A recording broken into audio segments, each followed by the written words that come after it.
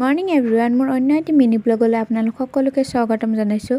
আজি হৈছে 9 ডিচেম্বৰ আৰু প্ৰথমতে বাৰু ফিল্ডৰ পৰা আৰম্ভ কৰোঁ ৰাতিপুৱাৰ সময়খিনি। আৰু আজি এয়া লিজা আৰু মই এনেকৈ প্ৰথমতে বহি ল'লোঁ, তাৰপিছত ৰানিং কৰি ল'লোঁ। ৰানিং কৰি মই এই দাদাজনক ক'লোঁ যে এটা বিশেষ কাম আছে, চ' মোক অলপ হেল্প কৰা। তাৰপিছত দাদাজনক এই গাঁতটো খান্দিবলৈ দিলোঁ। গাঁতটো খান্দিয়ে মই প্ৰথমতে বাৰু গছৰ পুলি এটা ৰোপণ কৰি ল'লোঁ, কাৰণ মই প্ৰত্যেক জন্মদিনতে এটাকৈ গছৰ পুলি ৰোপণ কৰোঁৱে। আৰু কেক কাটাতকৈ মই এইবিলাক কৰি বহুত বেছিয়ে ভাল পাওঁ, কিয়নো গছ থাকিলে মানুহ থাকিব। আজিকালি যিটো হাৰতহে গছ কাটিবলৈ মানুহবিলাকে আৰম্ভ কৰিছে, দুদিন পিছততো গছ নোহোৱা হৈ যাব। আৰু সেইকাৰণে মই এই পদক্ষেপটো হাতত লৈছোঁ, কিয়নো মোৰ প্ৰত্যেক জন্মদিনতে এটাকৈ গছৰ পুলি ৰোপণ কৰোঁ। আৰু এইবিলাক যে দেখিছে, এইবিলাক মই ঘৰতে ৰোপণ কৰা গছৰ পুলি। আজিৰ এই বিশেষ দিনটোত মই মোৰ ভালপোৱা কামটো কৰিলোঁ। প্ৰথমতে বাৰু ফিল্ডত এটা গছৰ পুলি পুতিলোঁ, তাৰপিছত ঘৰত আহি 3টাকৈ গছৰ পুলি ৰোপণ কৰিলোঁ।